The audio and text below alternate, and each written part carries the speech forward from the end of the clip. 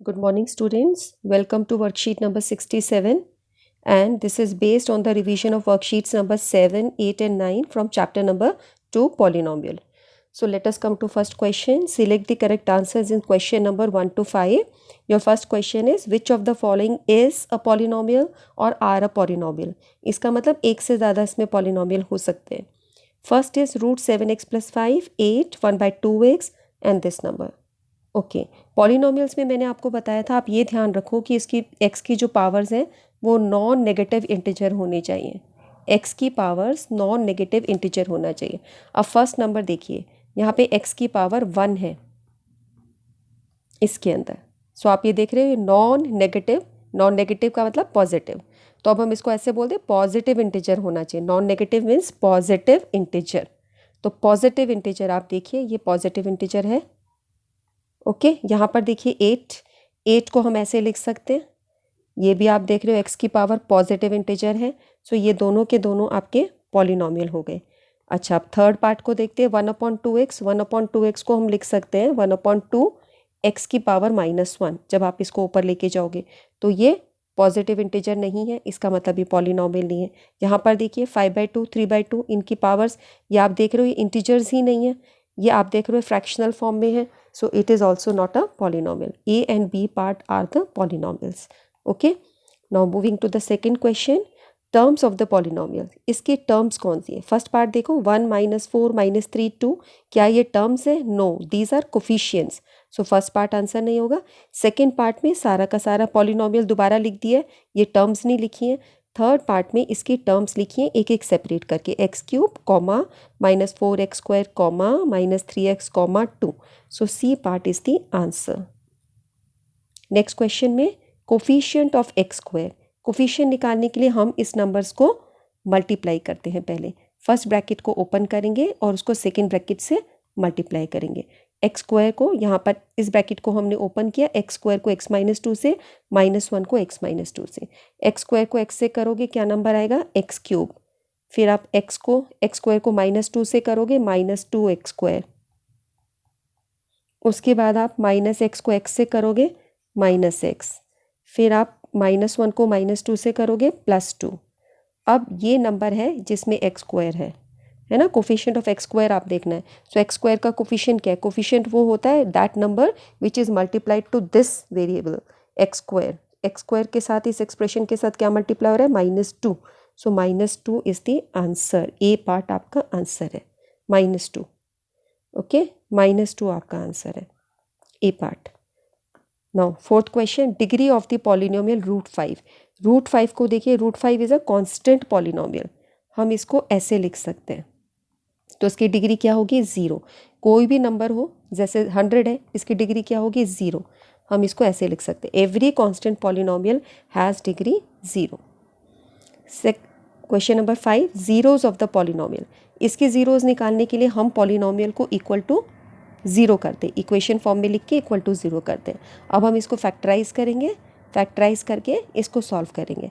तो either x = 0 और x - 2 = 0. x = 0 और x = 2. ये नंबर -2 इधर आके प्लस हो जाएगा according to the rules of simple equations. So आपके पास क्या है? 2 zeros, 0 and 2. So d part is the answer. Now true और फॉल्स. ये ट्रू फॉल्स अक्सर कंफ्यूजिंग होते हैं, इसको ध्यान से आपको रीड करना है. जैसे पहला क्वेश्चन है every polynomial is also an equation. आपको बताया गया था हर पॉलिनोमियल को आप इक्वल टू 0 करके इक्वेशन लिख सकते हो. तो हर पॉलिनोमियल को इक्वेशन के फॉर्म में लिखा जा सकता है, whether it is monomial, binomial, trinomial. तो इसको हम ट्रू ले लेते हैं. फर्स्ट पार्ट को हम ले लेते हैं true. Okay. Second part, every polynomial is a binomial. ये गलत है. आपका पॉलिनोमियल ट्राइनोमियल भी हो सकता है. मोनोमियल, बाइनोमियल का मतलब जिसमें 2 टर्म्स हो, मोनोमियल मतलब जिसमें 1 टर्म हो, जैसे ये बाइनोमियल है. तो हर पॉलिनोमियल ऐसा होता है? नहीं. आपने देखा अलग तरीके के भी हैं, है ना. आपने देखे थे ये जो पॉलिनोमियल हमने लिखे थे, ये कैसा है? ये मोनोमियल है. ये पॉलिनोमियल था ना, इसमें एक ही टर्म है. ये बाइनोमियल है. ठीक है. अब इसमें 4 टर्म्स है, इसको हम पॉलिनोमियल बोलते हैं. 1 टर्म कम होती तो ट्राइनोमियल होता. सो ये जो सेकेंड स्टेटमेंट है ये गलत है, हम इसको बोलेंगे फॉल्स. उसके बाद थर्ड देखिए, अब बाइनोमियल में हैव डिग्री 5. बाइनोमियल की डिग्री 5 हो सकती है, correct.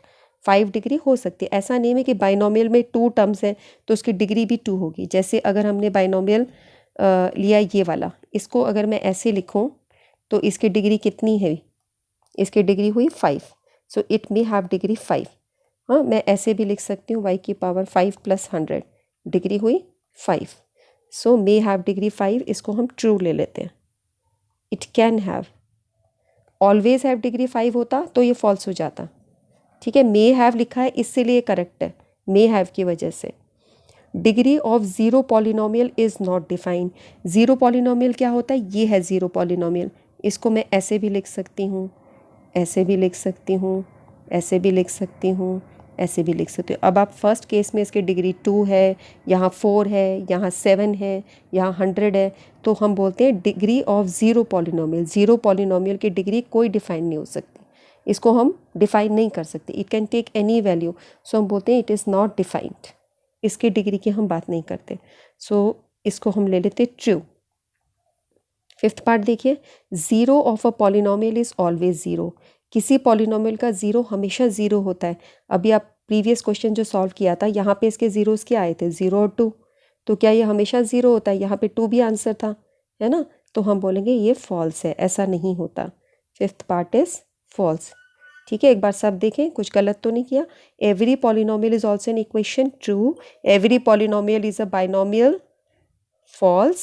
A binomial may have degree 5, true. Degree of a zero polynomial is not defined, true. Zero of a polynomial is always 0, false. Next देखिए, find the zeros of the polynomial. इनके zeros निकालने के लिए हम इनको equal to 0 करते जाएंगे और इसको solve करेंगे। So 2x, 5 उधर जाके -5 हो जाएगा एंड फिर x की वैल्यू हो जाएगी -5/2, है ना? आप पी एक्स को इक्वल टू 0 रखोगे, इस इक्वेशन को इक्वल टू 0 रखोगे, फिर 5 इस तरफ जाके इक्वालिटी के इधर जाके साइन चेंज करता है, फिर 2 यहाँ मल्टीप्लाई हो रहा है, नीचे आके डिवाइड हो जाता है, तो 5/2 is the zero of the polynomial. आप देख रहे हो, it is not zero. Second part देखिए, x² - 1 इक्वल टू 0। इसको हम लिख सकते हैं a - b, a + b equal to 0। तो फर्स्ट ब्रैकेट से आपके पास either this is equal to 0 और this part is equal to 0, तो x इक्वल टू 1 आ जाएगा और यहाँ से आ जाएगा x इक्वल टू -1, है ना? इससे ये इधर आके +1 और ये x उधर जाके -1, सो ये दो वैल्यूज़ आ गई। ओके, थर्ड पार्ट है 5x - 4। qx को अगर हम इक्वल टू 0 करते हैं, qx इक्वल टू 0 यानी 5x - 4 equal to 0, so 5x equal to 4 और x is equal to 4/5। Okay, अब 3x को आप अपने आप सॉल्व करो और आंसर बताओ मुझे क्या आंसर आ रहा है 3x। और कमेंट सेक्शन में कमेंट लिखना कि तुम क्या सॉल्व कर पाए। px इक्वल टू 0, अगर हम इसके ज़ीरोज़ आपको निकालने के लिए बोलते हैं तो क्या निकलता है? x इज इक्वल टू 0/3 और x is equal to 0। Okay, this is the answer. Now let us do question number 8। Question number 8 is find the values of the polynomial at these different values.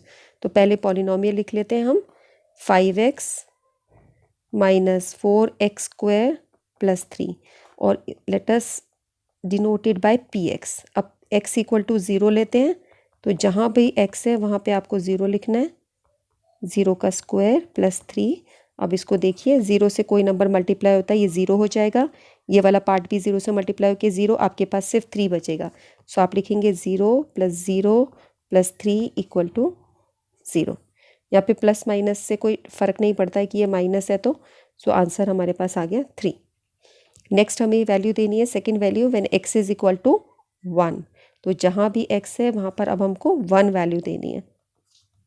Simple questions है ना बच्चों, कुछ भी tough नहीं है इसमें, very easy values. ठीक है, अब ये तुम्हारा 5 से 1 मल्टीप्लाई होके 5 आ जाएगा।